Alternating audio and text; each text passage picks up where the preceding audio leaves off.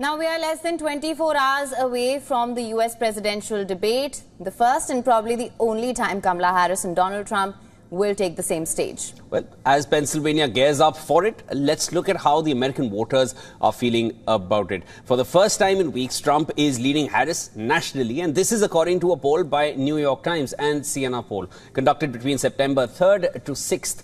Harris has managed to turn around the polls since incumbent Joe Biden's exit, but Trump has ensured the numbers are still neck and neck. However, elections in the United States aren't decided on the national tally. They are calculated state by state and on key issues. So let's take a look at the issues dominating the voter sentiment here. Trump is doing exceedingly well when it comes to economy.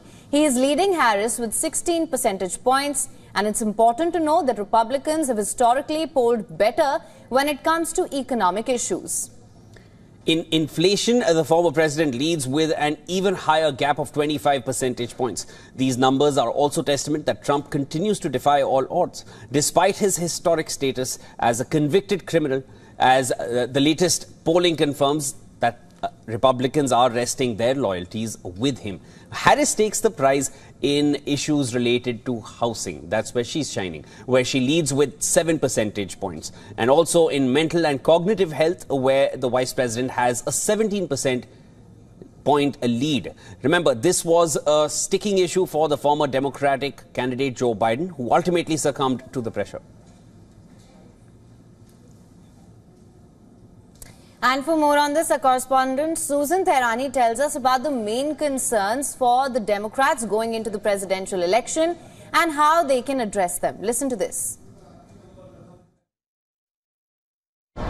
Democrats are worried particularly among core Democratic-leaning groups, and whether enthusiasm will ultimately translate into votes. To address this, they need to turn energy into support for their candidate through grassroots efforts and get out and vote campaigns. Additionally, Democrats are concerned about losing traditional strongholds such as Pennsylvania and need to work harder to energize working-class voters. They also need to maintain or expand their advantage among white college-educated voters, especially women. And while abortion is a main issue and an important issue for women across the country, still, economy plays number one.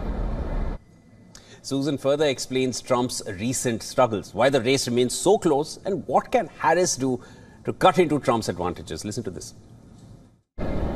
The race remains close due to Trump's enduring advantages, particularly on the economy and his ability to find effective attack lines. Harris needs to introduce herself to a closely divided audience and cut into Trump's disadvantages by running an aggressive race, leveraging her robust infrastructure in battleground states, and effectively communicating her policies and vision. The upcoming debate will be a crucial test for her ability to do so. Additionally, Democrats really need to address concerns about older voters who may not be sold on Harris and work to maintain or expand their advantage among the traditional reliable voting group.